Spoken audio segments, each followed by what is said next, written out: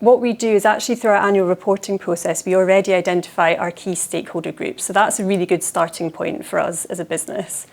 And what we do is we work really closely with colleagues who are engaging with those stakeholders on a regular basis to understand what sorts of information they're requesting, what sort of issues are important to them, any concerns they have.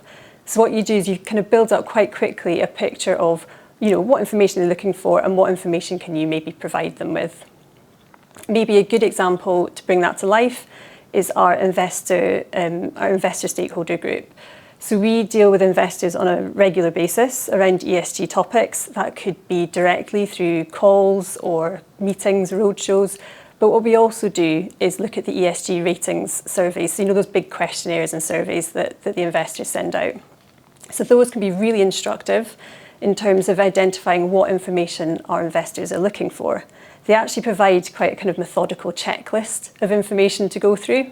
So what we do each year is we undertake an ESG gap analysis. So we look at the kind of where the gaps are in the disclosures of the information that they're looking for. And from that basis, we can quickly identify colleagues internally, so identifying our internal stakeholders that can help us kind of get that information to help us close those information gaps. But it's also important to think about the story that you want to tell, so not just thinking about the information that you're being asked for. So what story do you want to tell about your business?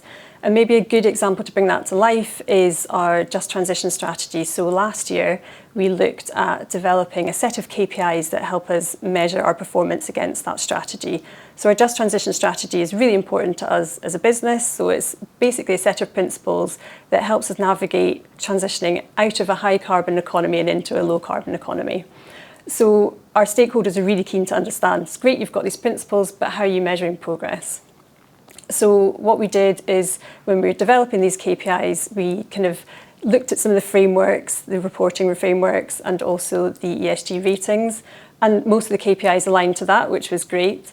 But there was one KPI which is arguably the most important for us as a business, and that was how many of our employees had transitioned from a high carbon to a low carbon role with SSE. So that for us is a just transition in action. But the ratings and the frameworks wouldn't have asked us for that KPI, and quite rightly so.